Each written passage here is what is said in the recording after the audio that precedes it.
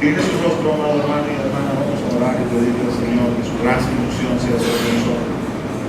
Padre, en el nombre de Jesús, en ese nombre que es sobre todo nombre, venimos ante tu presencia.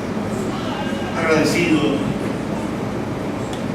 porque tu gracia y tu misericordia nos han alcanzado, nos han tocado, porque tú, mi Dios, nos has llamado y nos has llamado por nombre a cada uno de nosotros y hoy estamos aquí. Gracias porque has resucitado. Gracias porque venciste la muerte. Gracias, Señor, porque te levantaste de esa tumba y hoy estás sentado a la diestra del Padre Todopoderoso. Desde ahí eres nuestro sumo sacerdote y sigues ministrando sobre nuestra vida para que podamos seguir adelante, perseverando en este camino, perseverando en este andar. Oh, tú eres santo, santo, santo, y nosotros glorificamos tu nombre en esta mañana. Agradecido, Señor, por la oportunidad que nos das de tener este local, Señor, bendiciendo a nuestros hermanos que están allá en el Parque del Este, ya a punto de comenzar también el servicio, bendiciendo a aquellos que no han podido venir, Señor, porque quizás están enfermos, quizás están lesionados, Señor, quizás han tenido alguna complicación de la cual no sabemos, Señor. Te rogamos que allí donde ellos estén, tú también les bendigas, Señor, y que llegues a cada uno de ellos. Ahora abre nuestros oídos espirituales para poder escuchar tu palabra. Que tu palabra no vuelva a ti vacía, que tu palabra, conforme al propósito que la has enviado, haga la obra en nuestros corazones y podamos, mi Dios, Señor, recibir el alimento que tú tienes para nosotros y podamos seguir perseverando hasta el fin, hasta que nos consigamos. Oramos en el nombre de Jesús, oración de gracias. Amén y amén. Por cierto, antes que se me olvide, María Teli te está escuchando. Dios te bendiga.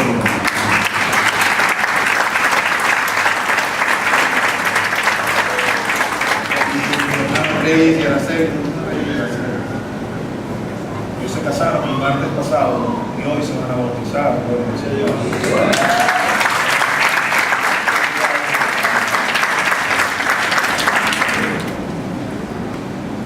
Y la mejor noticia de todo, Maranatha.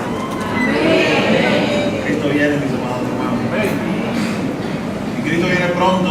Gloria a Dios.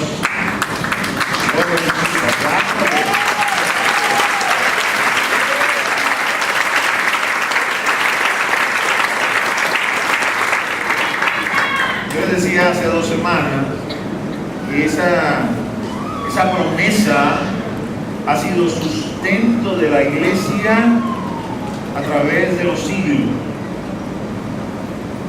El Señor, 40 días después de haber resucitado, desapareció en las nubes. Y unos ángeles que Él envió le dijeron a los discípulos que estaban allí reunidos: varones galileos, ¿qué hacéis aquí contemplando este Jesús que ha sido tomado de ustedes? Así como ha sido tomado, así Él va a retornar. Y desde entonces se convirtieron ellos en testigos de lo que habían visto y de lo que habían oído, y transmitieron con una palabra llena de unción y de poder esa convicción a otros que no vieron, nosotros en este caso 2000 años después, pero que creemos con la misma fe que ellos creyeron. Lo que ellos vieron que nosotros no vimos, y por lo cual el Señor nos dice que usted y yo somos bienaventurados. Bienaventurados aquellos que no vieron, pero creyeron. No lo vimos ascender, pero creemos que de la misma forma que ascendió, así también va a retornar. Esa es la mejor noticia, Maranatha, Cristo viene. Cuando usted tiene eso metido en el corazón, nada le puede perturbar. Usted puede sentirse quizás movido frente a ciertas circunstancias, frente a ciertas situaciones. Quizás puede sentir que su fe tambalea, pero cuando usted levanta su mirada y sabe que Cristo viene y algún día me voy a conseguir con Él, eso le da firmeza, eso le da paz, eso le permite seguir adelante. Generaciones de cristianos han padecido muchísimo más de lo que nosotros hemos padecido o quizás vayamos a padecer, y han permanecido firmes y han alcanzado la victoria. Hoy esos cristianos están a nuestro alrededor de una manera figurada, no quiero decir en el sentido que nos están viendo, pero cuando el apóstol habla de los vencedores, dice cuanto tenemos alrededor nuestro tan grande nube de testigos, corramos con paciencia la carrera que tenemos por delante, despojándonos de todo peso y del pecado que nos asedia, para que corramos gozo la carrera que tenemos. Y también nosotros alcancemos la victoria. Porque el Dios que les ayudó a ellos es el mismo Dios que nos ayuda a nosotros. El Dios que les llamó a ellos es el mismo Dios que nos llamó a nosotros. Él es el mismo ayer, hoy y por los siglos. El que cree, todo le es posible. Yo quisiera, en función de lo que daba hace 2 semanas, seguir profundizando en este tema. Quisiera que ustedes buscaran en 1 Tesalonicenses 5:4, un versículo con el cual puedo iniciar, para ir sentando bases a propósito de este evento que está a la puerta. 1 Tesalonicenses 5:4, que en la calle para encontrar su Biblia. Mas vosotros, hermanos, no estáis en tinieblas para que aquel día os sorprenda como ladrón. Amén. A veces tomamos un verso de la Escritura y con ese verso hacemos doctrina. La Escritura tiene que verse como un todo, desde el Génesis hasta el Apocalipsis. Y si usted está investigando acerca de algo, debe buscar todo lo que hay acerca de ese tema, desde Génesis hasta Apocalipsis, para que pueda tener una visión holística, completa, global de lo que Dios está hablando, de lo que Dios está diciendo. El Señor nos asegura a nosotros, su iglesia, que por cuanto no estamos en tinieblas, sino en luz, ese día no debería sorprendernos como la luz. Y entienda bien lo que el Señor está diciendo. Él no está diciendo que usted y yo vamos a saber el día exacto.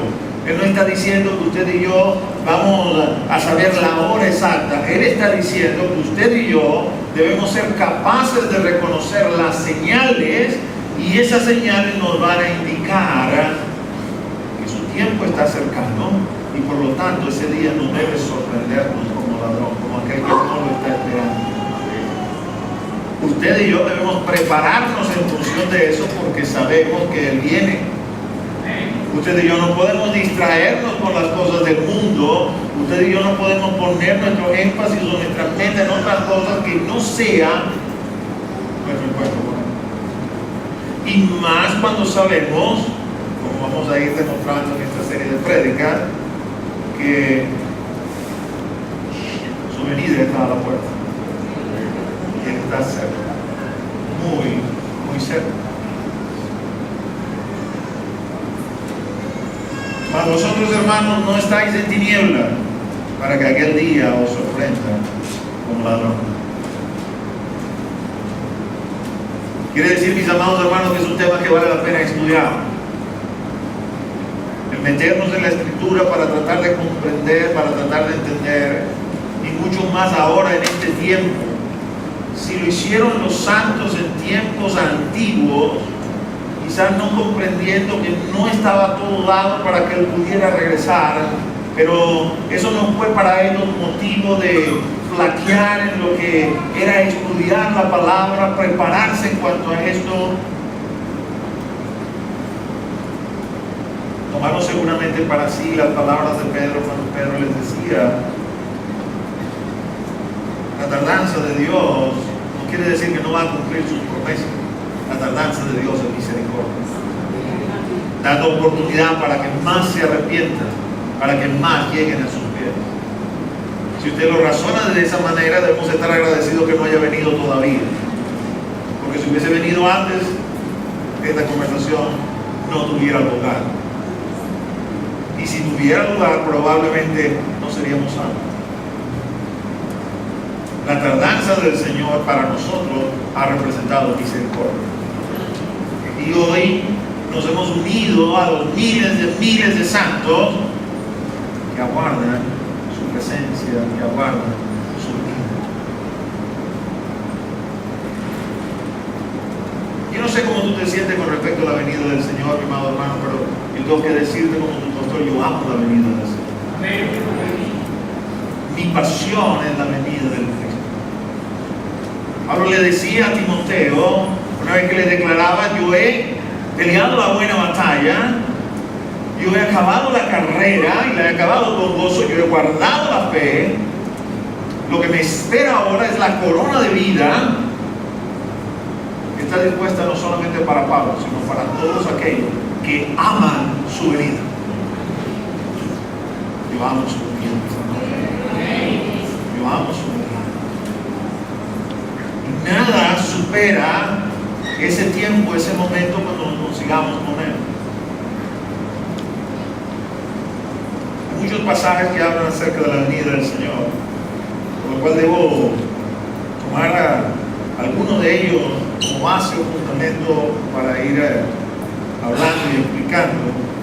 Y voy a tomar para eso Mateo capítulo 24.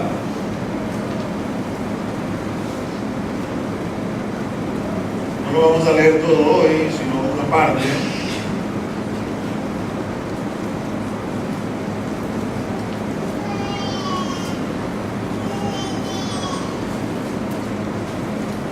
La luz del parque es mejor que la luz de la iglesia. En el parque es mejor que la luz de la iglesia. Sobre la luz.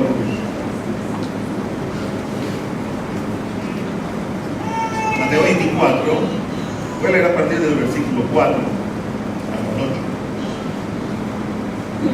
Respondiendo Jesús, les dijo: mirad que nadie os engañe, porque vendrán muchos en mi nombre, diciendo, yo soy el Cristo, y a muchos engañarán. Y oiréis de guerras y rumores de guerras.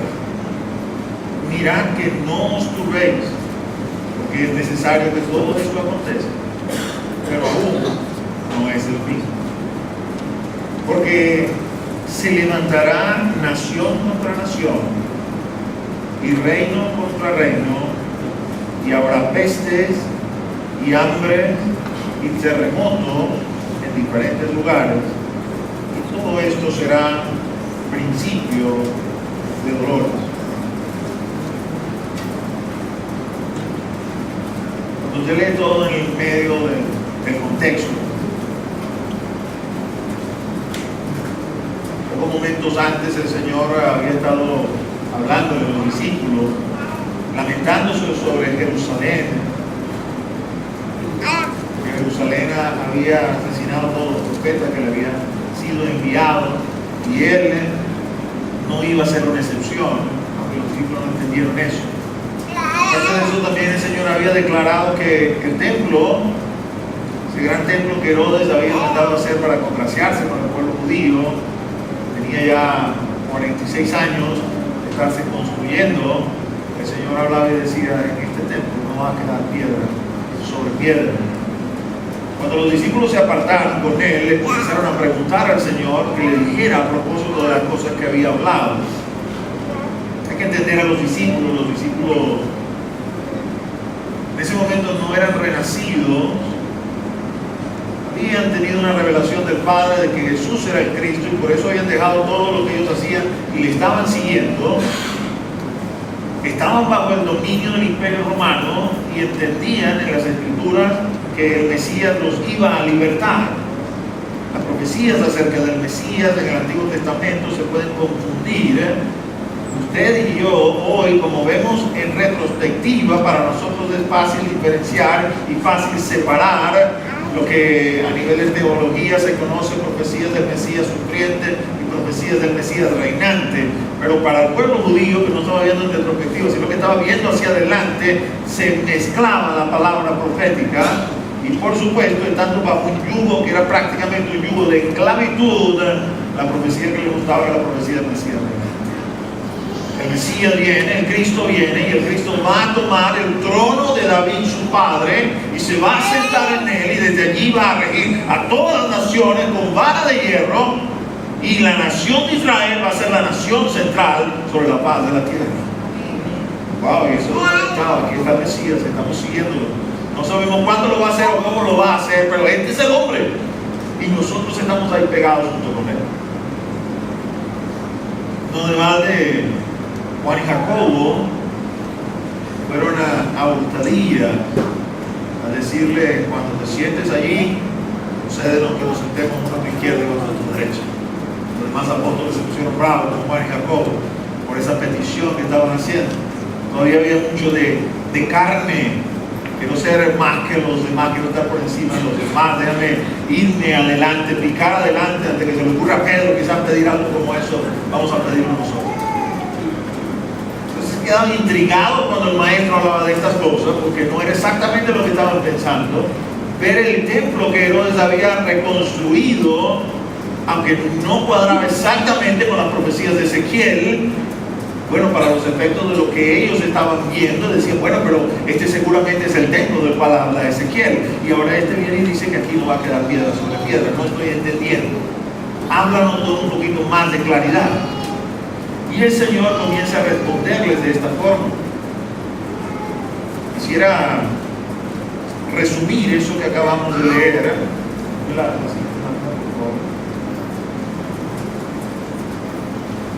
Se quedará en esa lámina y yo voy a volver a leer.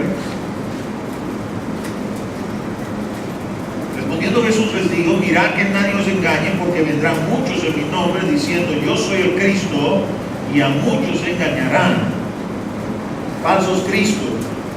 El Señor comenzó a hablarles y decirles, ellos en ese momento quizás no lo entendieron de que así iba a ir, pero yo me voy, y en el tiempo que tarde para regresar, en ese tiempo van a venir falsos Cristos. Y estos falsos Cristos van a engañar a muchos. Tristemente, la mayoría de estos falsos Cristos surgen de medio de la misma iglesia. Hombres llenos de deseo de poder, de deseo de figurar, pervierten a la iglesia y la dividen. Pablo, cuando se despide de los ancianos de Éfeso, les dice algo tremendo. Porque los llama a Mileto, se reúne con ellos. Cuando les dice: ustedes no van a ver más mi rostro, los ancianos se ponen a llorar. Os encomiendo a Dios, su palabra, su espíritu. Les ruego que cuiden el rebaño de Dios en el cual el Señor los ha puesto como obispos. Porque yo sé que después de mi partida se levantarán lobos rapaces para dividir al rebaño. Y luego les dice algo tremendo, les dice: y de entre ustedes mismos se levantarán quienes dividan al rebaño. Pablo se caracterizaba por hablar claro. Pan, vino. Se estaba despidiendo y estaban llorando, lo apreciaban, lo querían, y sin embargo Pablo les dice algo claramente por una palabra profética, porque probablemente si Lucas hubiese reportado más, ellos hubieran dicho: yo no, Pablo será él, será aquel, pero yo no. Lo que nunca quiere ser el malo de la partida, nadie quiere ser el malo de la partida. El Señor les dijo: van a venir falsos cristos y van a engañar mucho. Eso comenzó desde el principio. Juan le escribe a una de las iglesias y les habla de Diótrefes y les dice: Diótrefes no permite que las personas que nosotros enviamos, los apóstoles, entren en medio de ustedes. Tiene ansiedad de poder, desea gobernar la iglesia y ha tomado señorío sobre la iglesia. Desde el principio comenzaron a surgir los falsos cristos. Y eso no ha cesado, eso no ha parado. Yo les mencioné hace ya un tiempo, a propósito de un individuo llamado Miranda. Por ahí comenzaron a publicar que se había muerto, dijeron que no se había muerto, qué sé yo. Pero él surge en medio de la iglesia para luego autonombrarse Cristo, forma una secta. Esa secta se comienza a extender a lo largo y ancho del mundo, tiene sus seguidores aquí también en Venezuela. y después decide, no, que ya no soy el Cristo, ahora voy a ser el anticristo. Y ha hecho que todos sus seguidores se tatúen el 666. Usted aquí a veces va para actividades cristianas y si usted no está bien plantado, usted no conoce su fe, usted no sabe en qué usted cree realmente, puede verse confundido porque a veces están ellos haciendo proselitismo fuera de esos eventos cristianos y comienzan a repartir folleticos y dárselo a las personas. Me he conseguido con hermanos que han venido a mi oficina, mira, me dieron esto, fui a tal o cual cosa y me dieron esto. ¿Qué es esto? Falsos cristos. Y estos falsos cristos engañarán a muchos. Guerras y rumores de guerras. Oiréis de guerras y rumores de guerras. Mirad que no os turbéis, porque es necesario que todo esto acontezca, pero aún no es el fin. La guerra es terrible, mis amados hermanos. Cuando se suscita una situación de guerra, no hay realmente distingo. Una situación de guerra enmarca necesariamente una situación de violencia, y la violencia es ciega. Y cuando la violencia se desata, por donde pasa arrasa con todo. Justos, pecadores, buenos, malos, es totalmente ciego. Unos hermanos, hace ya unos años, unos 30 años atrás quizás, se dedicaron a hacer un estudio a propósito de esto, de guerras y rumores de guerra, y ellos consiguieron que desde que el Señor resucitó, no ha habido un solo sitio, o un solo tiempo, mejor dicho, un solo momento en que la Tierra, el planeta como tal, pueda decir hay paz y hay seguridad. Porque dice, en todos los tiempos ha habido guerras, rumores de guerras, sediciones, guerras civiles, pueblos donde quizás se alzaron contra la policía, pero no ha habido una situación real, genuina de paz. Y todavía sigue siendo así. Hoy en día en Venezuela vivimos una situación que nadie pensó que se podría vivir aquí en este país. Y sin embargo, toda la violencia que se ha suscitado, que gracias a Dios se está calmando, a algunos comenzó a darles un temor de que esto pudiera desbordarse y se volviera incontenible. Venezuela ha conocido una sola guerra civil en el siglo XIX, llamada la Guerra Federal. Horrible, mis amados hermanos, toda situación de guerra es horrible. Pero saliéndonos de este esquema que vale la pena mencionar, porque de alguna manera nos afecta, y creo que precisamente por esa afección es que el Señor dice, oréis de guerras y rumores de guerra, pero no dejen que esto les afecte. Estas cosas son necesarias que acontezcan, nuestra fe tiene que permanecer firme. Pero ahorita, por ejemplo, por ponernos en cosas que son del día de hoy, y leyó la prensa ayer, los Estados Unidos les dijo a Rusia, si sigues insistiendo con Ucrania, vas a tener que sufrir las consecuencias. Y no son dos países cualquiera que se están amenazando unos a los otros, son potencias nucleares que se están amenazando los unos a los otros. Oiréis de guerras y de rumores de guerra. A lo mejor no pasa nada, yo oro para que no pase nada. Pero entra en el marco de lo que el Señor habla. Oiréis de guerras, que se están llevando a cabo, o de rumores de guerra. Y luego el Señor habla de pestes, de hambres, de terremotos. Hoy en día, para no irnos demasiado lejos en la historia, si usted ha tenido la oportunidad de leer, amado, la sucesión de terremotos aquí en América ha sido notable. Una cosa quizás nunca antes vista. Chile, Colombia, Perú, México, Nicaragua, etcétera, etcétera, etcétera. Solamente por hablar acá de este continente.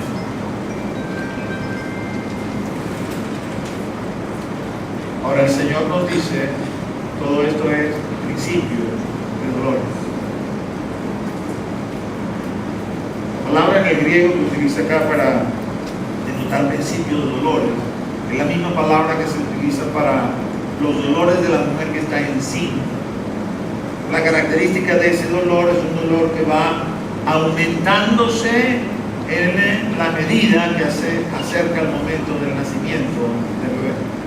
Comienza quizás con unos dolores esporádicos cada cierto tiempo, el médico por ahí mide y puede más o menos calcular, bueno, te debería en teoría faltar tanto tiempo para que finalmente puedas dar a luz a tu niño, 20 o no te venga, qué sé yo, todas las cosas que saben hacer los médicos. Cuando tú lo pones desde esta perspectiva, entiende que lo que el Señor está diciendo aquí es: estas cosas van a ir creciendo en medio de la humanidad.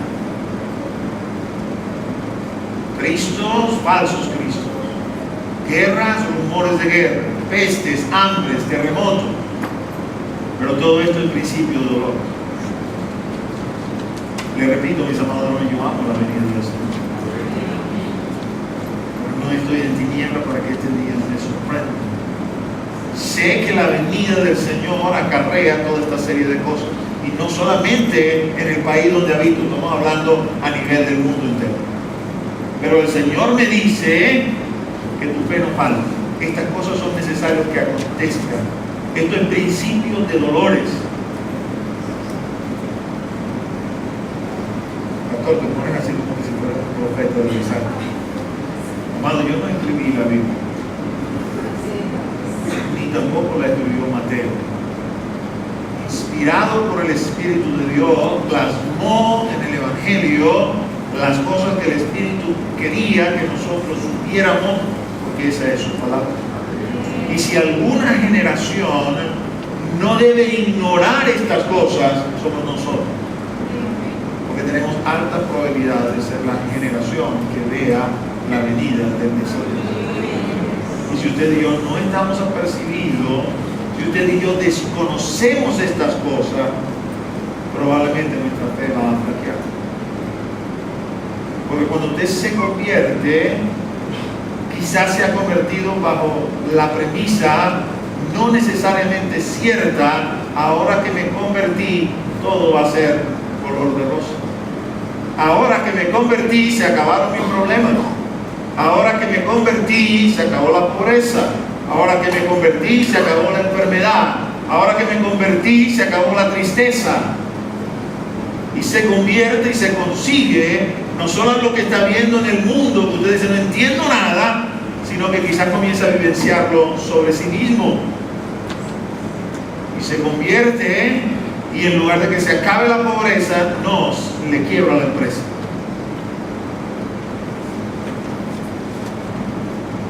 En lugar de mantenerse sano, no, se enferma.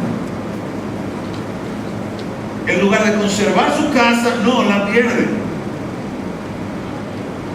Yo hablaba con el pastor Ramón Mendoza. El pastor Ramón Mendoza está ahorita en Chile, vamos a decir casualmente en Valparaíso. Si han estado leyendo Valparaíso, después de Chile, que fue azotado por el terremoto otra vez y hubo una alerta de tsunami, entonces vino un gran incendio en Valparaíso. Algo que usted lo lee y dice: wow, ¿cómo se quema una ciudad hoy en día si se supone que todo está hecho de concreto? Leer en la historia que se quemaban las ciudades, que eran prácticamente todas hechas de madera, usted dice: bueno, yo entiendo eso. Pero sin embargo sucedió. Y no estamos hablando de un incendio de poca monta, es que se quemaron 1070 hectáreas. Casi 3000 casas se incendiaron. Más de 12.000 familias damnificadas. Y no solamente impíos y pecadores, no. También está la iglesia. El pastor Ramón Mendoza me escribía: ¿sabes? Me acordé de ti anoche porque uno de los pastores con el cual hablaba se llama justo Luis Rodríguez. Y me decía: Pastor Ramón, perdí todo. Se quemó mi iglesia, se quemó mi casa, se quemaron mis propiedades. Es un pastor, está sirviendo al Señor. Dice otro pastor, un hombre ya anciano, de 75 años, 35 años, de convertido, 31 años en el ministerio sirviéndole al Señor, lloraba, decía: se quemó el local de mi iglesia. Pero lo que más me duele es que ahí está mi Biblia. El pastor Ramón le regaló su Biblia. Y dice: ese anciano agarró esa Biblia y la besaba y decía: voy a seguir predicando, el Señor me va a seguir usando. Amado, yo tengo por cierto que las aflicciones del siglo presente no son comparables con la gloria del siglo venidero. Yo no ando buscando sufrimiento, yo no ando buscando martirio, Pero si viene por la voluntad de Dios, no por mi desobediencia, sino por la voluntad de Dios, bienvenido sea. Los apóstoles salieron del Sanedrín gozosos, porque habían sido tenidos por dignos de sufrir afrenta por causa del reino. Les habían caído a palo literalmente. Literalmente, con vara le dieron de vara. Y usted lo ve que salen gozosos, contentos, alegres. Hemos sido tenidos por dignos de sufrir afrenta por causa del reino.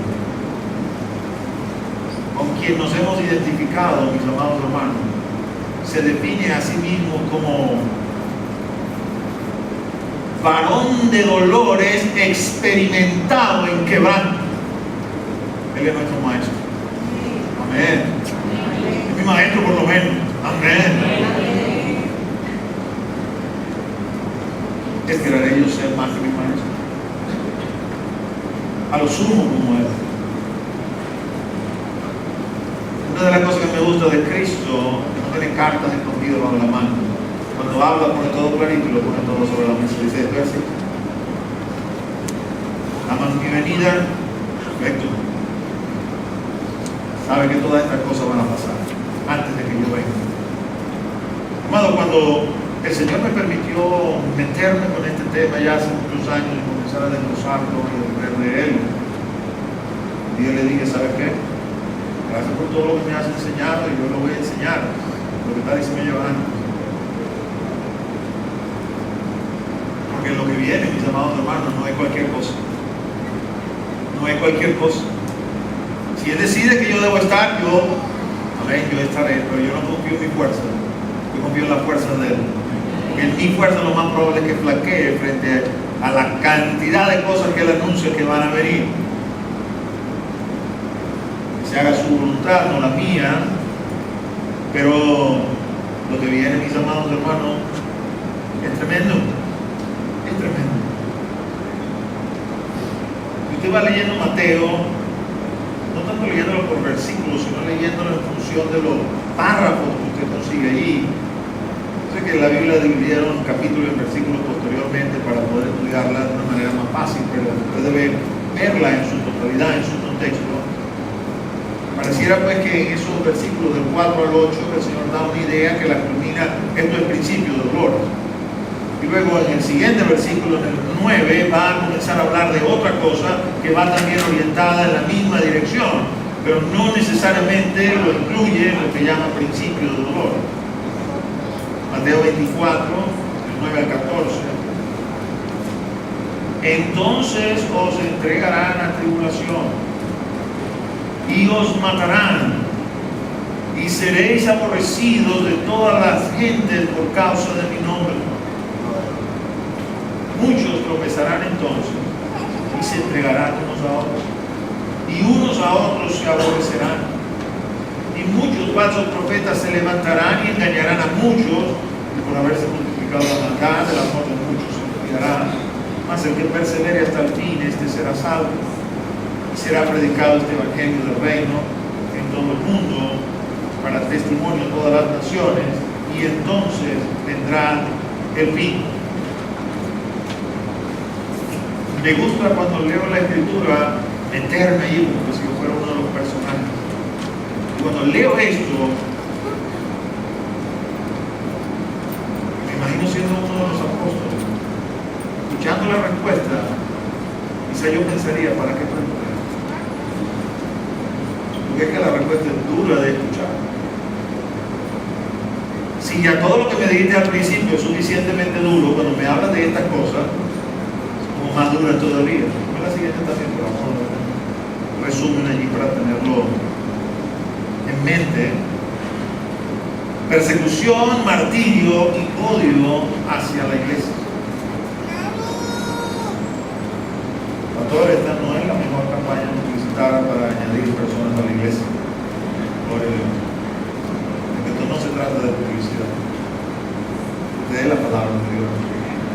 Y Él dice, yo seré levantado en cruz y atraeré la gente a mí mismo. Quiere decir que yo no tengo que hacerle propaganda. Yo solamente tengo que anunciar las cosas que he visto y oído Él atrae a la gente hacia sí. Negación de la fe, traición y división de la iglesia. Falsos profetas. Incremento de la maldad, enfriamiento del amor. Y el remedio contra esto, mis amados hermanos, perseverar hasta el fin. Perseverar hasta el fin. Persecución, martirio, odio hacia la iglesia. Desde tempranito, mis amados hermanos, tempranito. Las persecuciones imperiales. Leía que desde una perspectiva histórica hay más testimonio histórico de la existencia de Jesús. Ningún historiador serio va a poner en tela de juicio la existencia de Jesús como personaje de la antigüedad, mientras que otros personajes no necesariamente hay suficientes demostraciones o pruebas a nivel de historia para decir que en efecto existieron. Y una de ellas tenía que ver con un prefecto de una cierta jurisdicción que le escribía al emperador Trajano y le decía: me he conseguido con un grupo de personas que no te adoran y no te reconocen como Dios, se hacen llamar a sí mismos cristianos, pues los he obligado a que te adoren como Dios, pero algunos se niegan y los he tenido que martirizar. Y el emperador le responde: no los persigas, pero si te consigues con ellos, oblígalos a que te adoren como Dios, y si no, sí, en efecto, mátalos. Persecución de la iglesia. El poder político siempre ha ido en contra de la iglesia, porque el poder político lo maneja Satanás, que es el problema. Cuando la iglesia hace alianza con el poder político, hay algo raro ahí, mis amados hermanos. Iglesia y poder político tienen que estar completamente separados, que la iglesia es de Dios, es de Cristo, y la maneja Cristo solamente así. Negación de la fe, traición y división de la iglesia. Esto es terrible, mis amados hermanos. El versículo lo señala de esta forma, ¿no? Muchos tropezarán entonces y se entregarán unos a otros, y unos a otros se aborrecerán. Está hablando de nosotros mismos.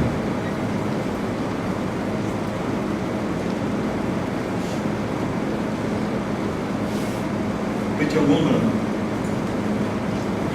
escritor del libro Torturado por Cristo, pastor rumano que ya está con el Señor, 13 años presos en las cárceles rumanas, cuando Rumania estaba bajo el sistema comunista.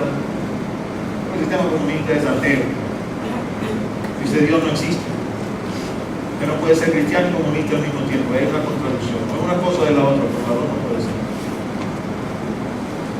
Y el sistema comunista siempre ha perseguido a la iglesia.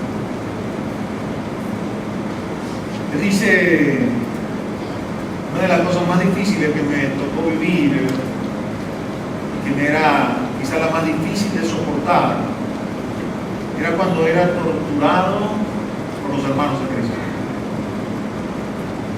Cuando uno es torturado, uno no sabe cómo va a responder, hermano. Por eso le digo que tenemos que a la fuerza del Señor. Usted confía en su propia fuerza, lo más probable es que flaquee. Había hermanos que bajo la presión de la tortura renunciaban a la fe. Pero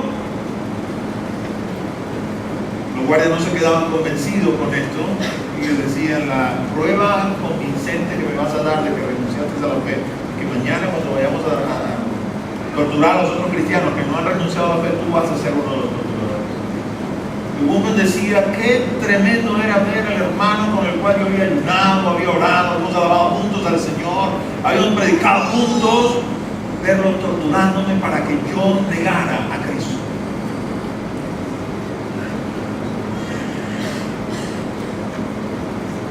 Dentro de los regímenes comunistas tenemos testimonios de prácticas bajas, donde en las escuelas interrogan a los niños para saber si los padres leen la Biblia o si le hablan de la Biblia o si le hablan de Dios. Agarran al niño en su inocencia. El niño no entiende que al decir: sí, eso lo hacen en mi casa, romanos fueron puestos presos bajo ese sistema, bajo esa coacción, que no necesariamente puede entrar en el hecho de entregarse los unos a los otros, porque los niños no lo hacían con conciencia, pero de alguna manera era ponerlos a ellos a delatar a sus padres. Muchos murieron en los campos de concentración rusos bajo esa acusación. Tu hijo en la escuela dijo que tú aquí lees la Biblia, así que los ponían presos, se los tomaban. Se entregarán los unos a los otros. Duro, mis amados hermanos, la traición es una de las cosas más duras con las cuales usted tiene que lidiar. Y tarde o temprano tendremos que lidiar con ella. Que no sea necesariamente que nos entreguen para ser torturados, pero como les decía al principio, no podemos esperar menos que nuestro Señor. El Señor fue traicionado por uno de sus apóstoles, por uno de los que metía el pan con Él, por uno de los que caminaba con Él, que estuvo con Él desde que Él se bautizó. Traicionado. Cuando habla de falsos profetas, debo hacer un aclaratorio, porque el falso profeta no es necesariamente el falso Cristo. Este se pone en un nivel menor.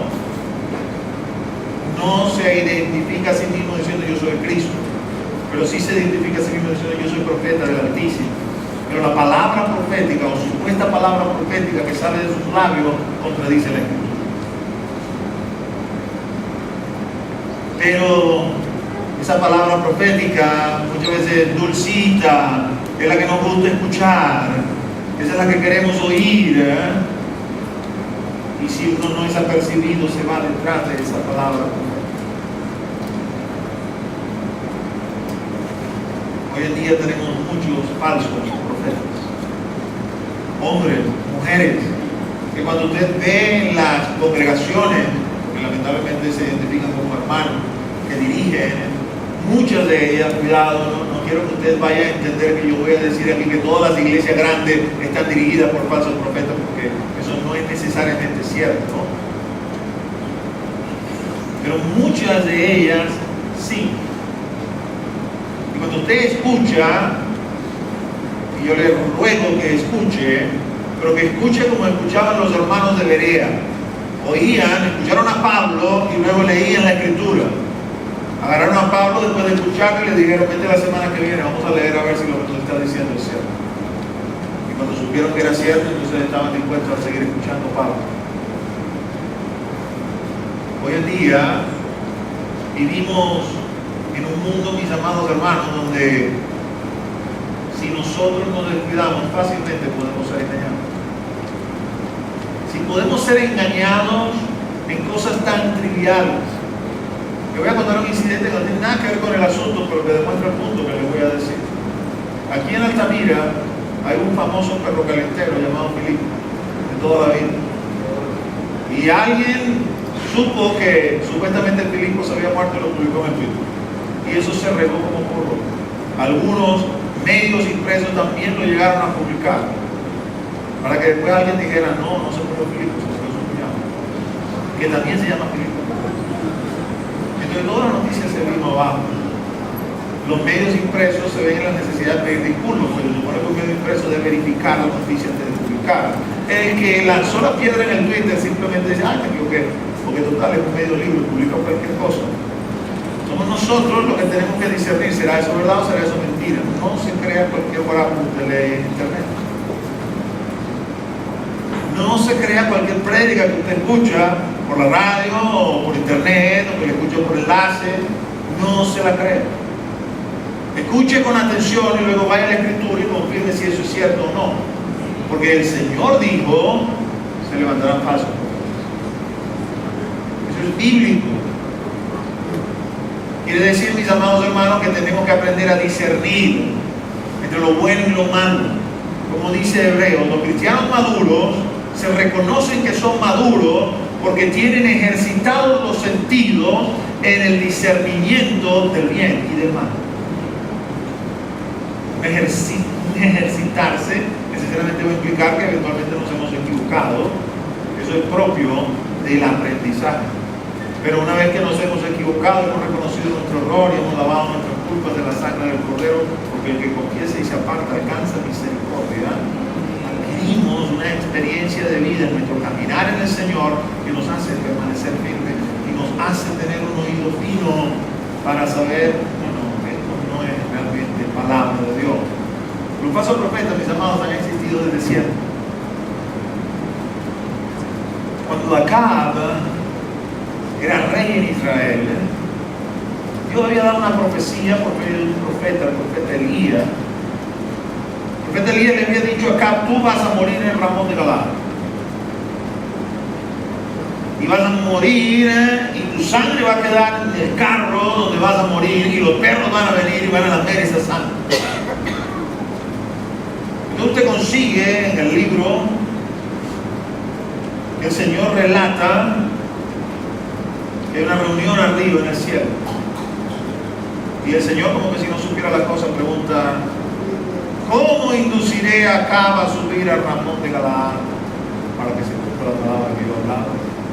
O sea, había un espíritu que dijo: yo lo haré, Señor. Si tú me lo permites, yo seré espíritu de mentira en la boca de sus profetas, y él subirá a Ramón de Galaad. Y el Señor le dijo: vete y lo vas a lograr. En la tierra, Acab es rey de Israel, Josafat es rey de Judá. Josafat se reúne con Acab. Acab lo está invitando para que participe con él en la batalla, pero Josafat, que tiene temor de Dios, le dice: oye, pero no me cuadra, ven acá para que escuchen los profetas. Y se reunieron los profetas, los supuestos profetas de Dios, que le ministraban a Acab, y todos decían: sube a Ramón de Galaad, sube a Ramón de Galaad, porque allí vas a vencer. Y Josafat, eso que tenía el oído fino, decía: mire, y aquí no hay más nadie que le podamos consultar. Y acá le dijo: sí, hay uno, se llama Micaías, pero este siempre me profetiza mal. Ese que yo quiero escuchar rápido. Quisieron traer a Micaías, y al principio Micaías no quería darle la palabra de Dios. Dijo: sí, como no sube, va a vencer. Él entiende que se está burlando de él, y le dice: ¿hasta cuándo? Micaías le dice acá: no te he dicho que me tienes que decir la verdad. Entonces le habló y le dijo,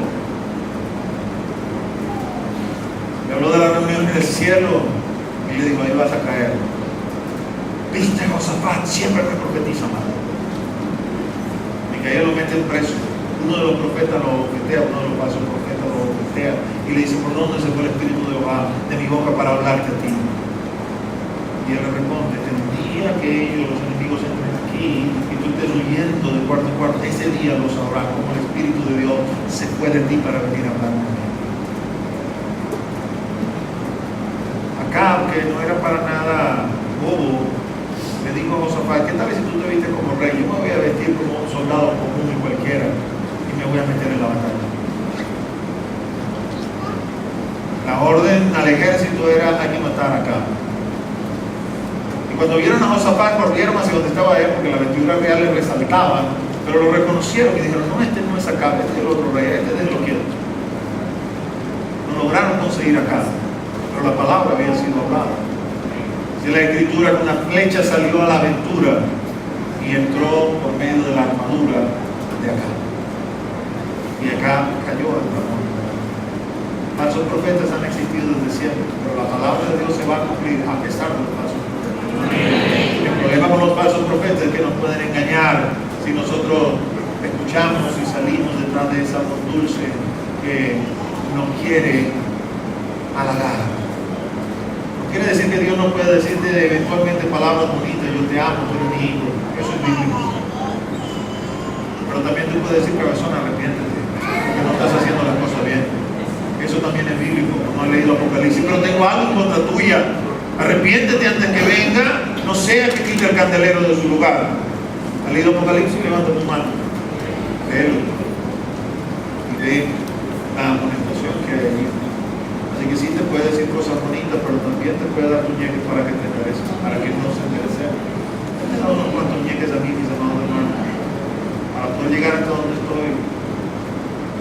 Eso es amor. Eso es lo que hacemos con nuestros hijos, para que no sean sinvergüenza y se porten bien, ¿verdad? Pero los amamos los amamos, Él nos ama también a nosotros. El remedio contra todas estas cosas, perseverar hasta el fin. La maldad se incrementa, el amor se enfría. Conserve su corazón, sobre toda cosa guardada, guarde su corazón. Aunque vea un incremento de la maldad, que el amor no se enfríe. La maldad es ausencia de Dios.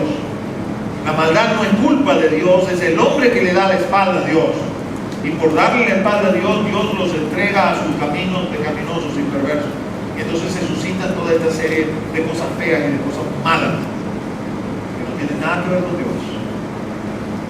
Perseverar hasta el fin. Les hemos dicho muchas veces, querer tener una fórmula, vamos a decirlo así, para ser salvado, ok, comienza con arrepentimiento. Yo pensé que ibas a decir que comienza con una oración hecha aquí. No, vamos a orar para decirle al Señor que entre en nuestros corazones, pero si no te arrepentiste de esa oración, bueno, es una hora cada hora. Hay que arrepentirse. Usted se arrepiente, usted se convierte, usted cree, usted se bautiza y usted persevera también. Y entonces estamos seguros que vamos a alcanzar esa salvación. Estamos cuidando con temor y temblor la salvación que el Señor nos ha dado. Estamos dejando atrás todo lo que ha pasado para seguir adelante, a ver si puedo asir aquello para lo cual fui asido, dice Pablo. Si lo dice Pablo, mis amados hermanos, yo les recomiendo que le pongan atención, porque dirían los hermanos del estado de Bolívar, Pablo era una página de siervo. Predicación del Evangelio en todo el mundo, y ahí el Señor dice: viene el fin. Quise ponerlo así aparte, aunque el Señor hace la acotación también de esa forma, de esa manera, porque cuando usted revisa todas las demás señales, usted puede hablar de todas las demás señales y decir: estas señales ya de alguna manera se han cumplido, y aunque este tipo de cosas van a seguir pasando, de todas estas señales, la que nosotros quizás podemos decir que no ha concluido, porque el Evangelio se sigue predicando, es esta de aquí. Entonces uno agarra y dice: caramba, puedo observar, puedo ver y decir de todas estas señales, cuando me dice principio del fin, y ahora me dice entonces vendrá el fin, todas están cumplidas. Y de alguna manera se siguen cumpliendo, porque este tipo de cosas siguen pasando. La única que puedo decir que falta por cumplir tiene que ver con esto. Ahora quiero decirte algo, porque de alguna forma los equipos misioneros hoy nos han cautivado con la ventana 1040. Otros equipos misioneros nos están cautivando ahorita con la ventana 414. Está más bien orientada hacia el evangelismo de los niños entre 4 y 14 años, más que a la ventana 1040 que tiene que ver con los paralelos, que enmarcan el conjunto de países que no han escuchado la palabra.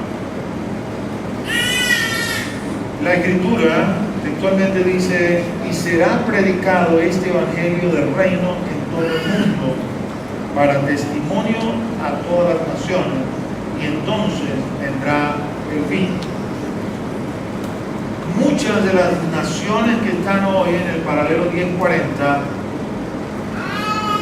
al principio de la historia de la iglesia era cristiana. El versículo no dice que las naciones se van a convertir, el versículo no dice que allí van a existir necesariamente iglesias. Dice que será predicado este evangelio del reino en todas las naciones para dar testimonio a esas naciones. Así que cuando usted pasa ese sedazo sobre la lista de países que nos ponen en el 1040, se reduce notablemente. En realidad son muy pocos los países que nunca han recibido la palabra del Señor desde que la iglesia es iglesia. ¿Qué te quiero decir con eso? Me he conseguido con este tipo de personas en mi caminar en el Evangelio. Quiero saber mucho, y una vez que sé mucho, entonces puedo organizar mi agenda. No, todavía falta, así que todavía puedo echar broma. Cuando yo vea que esto esté más cerquita, entonces sí me enderezo y comienzo a caminar como tengo que caminar. Si alguno de nosotros fuera así, que no lo creo, y tu termómetro fuere lista de países que faltan por predicar, yo te diría: mira, comienza a marcar algunos de esos países porque ahí ya se predicó.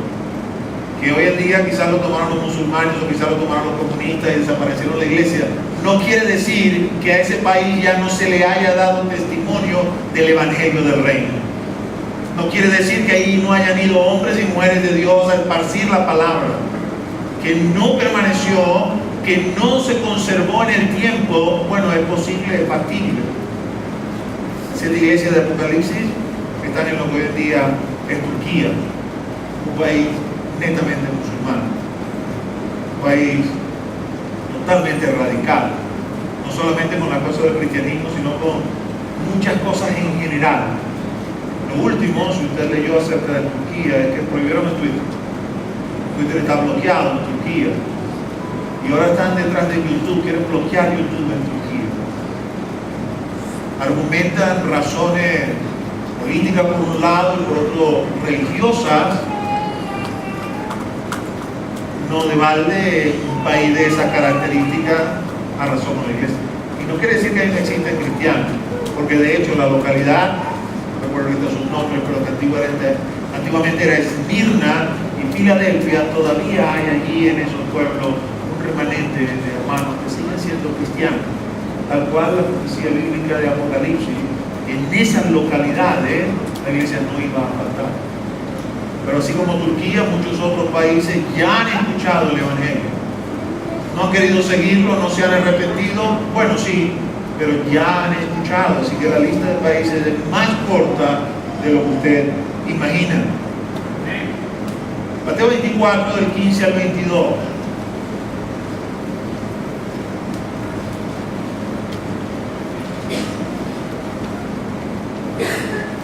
Por tanto, cuando veáis en el lugar santo la abominación desoladora de que habló el profeta Daniel, el que le entienda, entonces los que estén en Judea huyan a los montes. El que esté en la azotea no descienda para tomar algo de su casa. Y el que esté en el campo no vuelva atrás para tomar su campo. Mas hay de las que estén encintas, de las que críen en aquel día. Orad pues que vuestra vida no sea en invierno ni en día de reposo, porque habrá entonces gran tribulación, cual no la ha habido desde el principio del mundo hasta ahora, ni la habrá. Y si aquellos días no fuesen acortados, nadie sería salvo. Mas por causa de los escogidos, aquellos días serán acortados.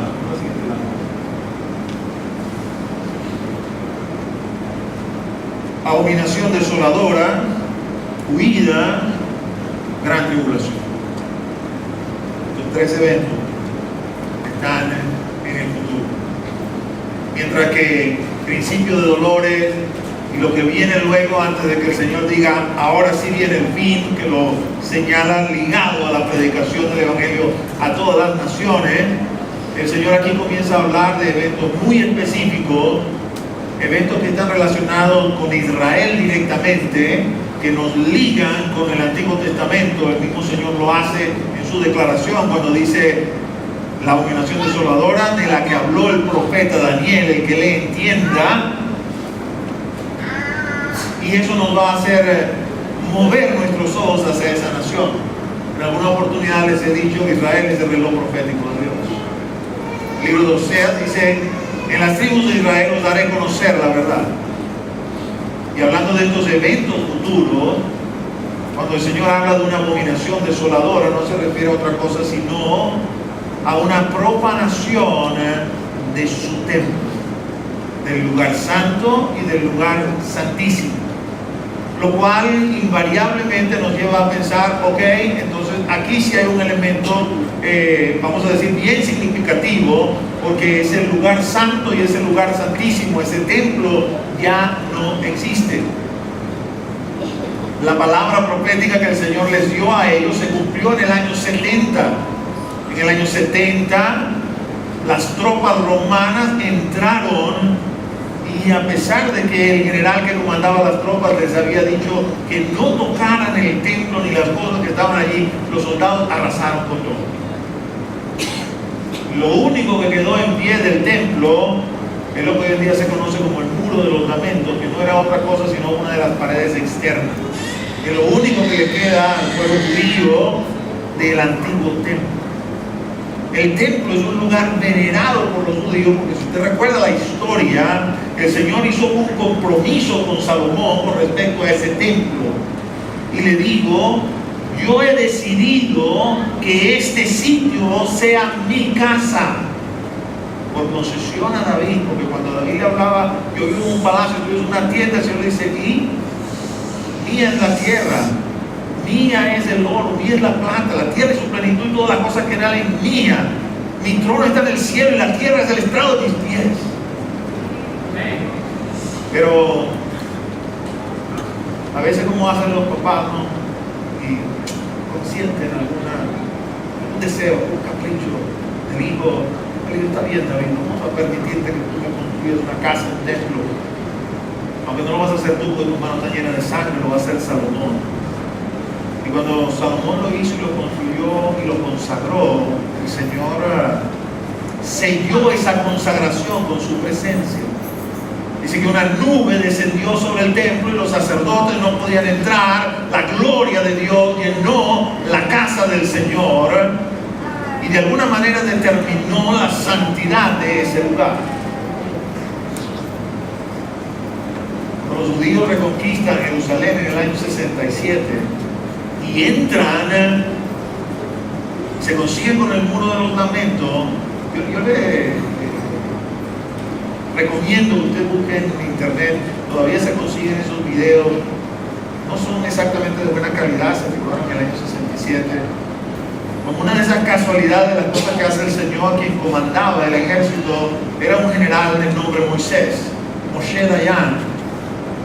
Y entraron y conquistaron de nuevo Jerusalén, y cuando vieron el muro de los lamentos, es increíble ver esos soldados como deponen las armas y se acercan al muro y comienzan a orar ahí en el muro. Todavía hay francotiradores árabes matando soldados, pero ahí lo que les importaba a ellos, aquí está lo que nos queda del templo. Los judíos están abocados a la construcción del templo, mis amados hermanos, por eso ustedes no lo sabían. Los judíos están convencidos de que Ezequiel tiene que cumplirse, el templo tiene que existir. Cuando el Mesías reine, ahí tiene que haber un templo. Hoy en día, en el lugar donde antiguamente estaba el templo, está una mezquita. Es el tercer lugar más sagrado para los musulmanes. Hoy en día las autoridades de Israel están guardando esa zona porque pudiera ser motivo de un conflicto entre ellos, porque hay el israelita radical que dice vamos a tumbar esa mezquita y vamos a construir el templo. Eso ya no es. Hace unos años hubo casi un incidente de guerra, porque los israelitas, los árabes descubrieron que los israelitas estaban excavando por debajo de la zona de la mezquita y de alguna manera ellos sentían que eso les profanaba la mezquita. Aunque estaban en el subsuelo por allá abajo, pero ellos decían, no, están profanando la mezquita, no se pueden meter ni siquiera por allá abajo. Entonces las autoridades tuvieron que cerrar esas cavernas, esas grutas que ellos habían conseguido y que querían examinarlas como parte del antiguo templo. El punto, mis amados hermanos, es el templo debe reconstruirse y el templo se va a reconstruir. Hace ya años 78, 79, cuando hubo los acuerdos de Camp David bajo Carter y el primer ministro israelita, sacó un artículo donde decía ya Israel está preparado para construir su templo. Muchas cosas las tienen prefabricadas, que las pueden montar en cuestión de días.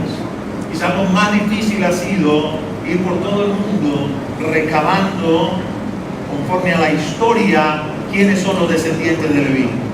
Porque los que ministran en el templo son los descendientes de Leví. ¿Y quiénes son los descendientes de Aarón?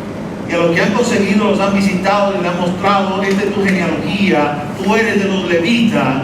Cuando reconstruyamos el templo te vamos a convocar porque queremos que tú sirvas de allí. Y a los de la familia de Aarón los han convocado y les han dicho, usted es sacerdote del Altísimo, porque este es un pacto que hizo el Señor con Aarón y ese pacto no se quiebra. Ya están preparados para eso. Así que en cualquier momento esto se va a reconstruir. Y cuando eso se reconstruya, es solo cuestión de días. Después veremos el libro de Daniel para que acontezca esa abominación desoladora. Tiene ciertas características que también descritas en la Escritura. Ahora el Señor dice, cuando usted vea estas abominaciones desoladoras, la orden que el Señor le da a la iglesia es huir. Usted debe huir. ¿A dónde vamos a huir, pastor? Lo veremos también en su momento. Yo no quiero hacer esto demasiado largo, pero el Señor nos dará la pauta. Pero la orden de Dios es huir, porque lo que la Escritura habla es que ahí se va a abrir un espacio de tiempo, 42 meses lo dice en un lado, tiempos y la mitad de otro tiempo lo dice en otro lado, 1260 días lo menciona en el libro de Daniel, donde le será dado potestad a un individuo llamado Anticristo que va a gobernar sobre la faz de la tierra, hacer guerra contra los santos y vencerlos. Vencerlos no quiere decir que nos va a quitar la salvación.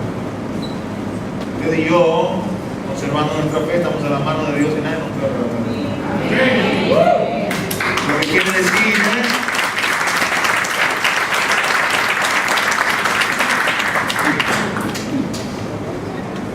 que se va a desatar la más grande persecución que jamás la iglesia haya conocido, que la Escritura llama gran tribulación. Las persecuciones imperiales van a palidecer frente a la persecución.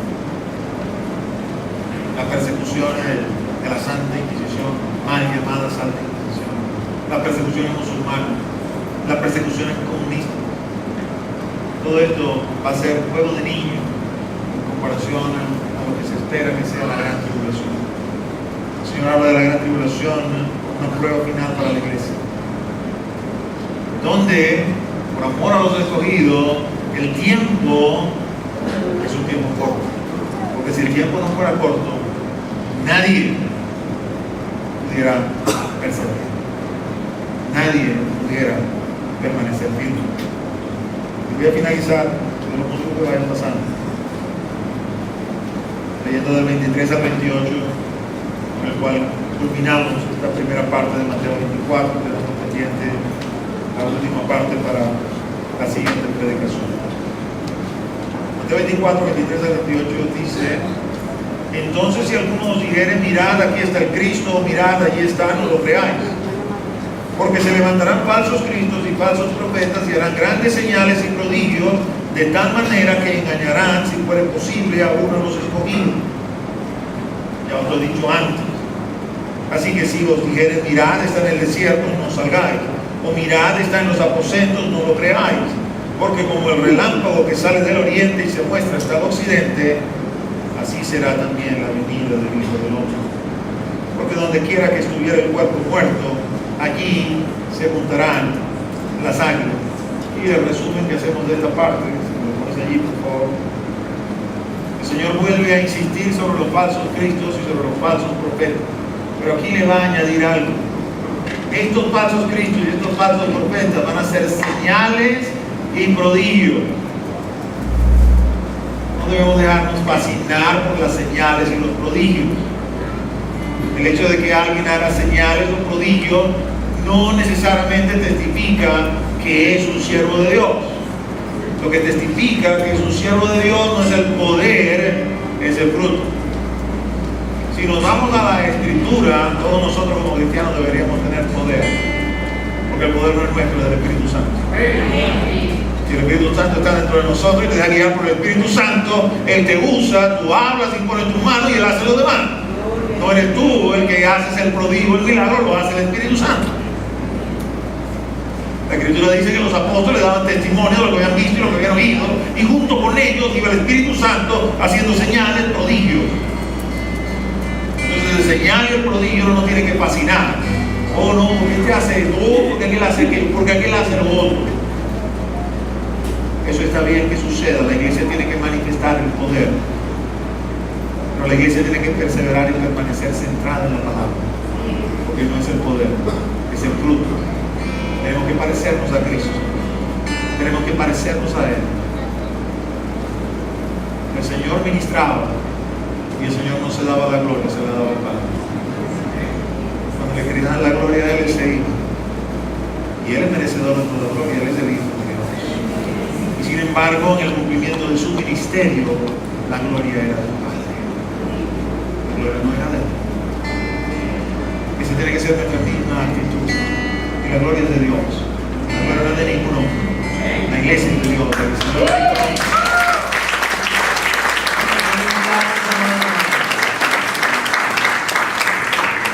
No dejarse fascinar.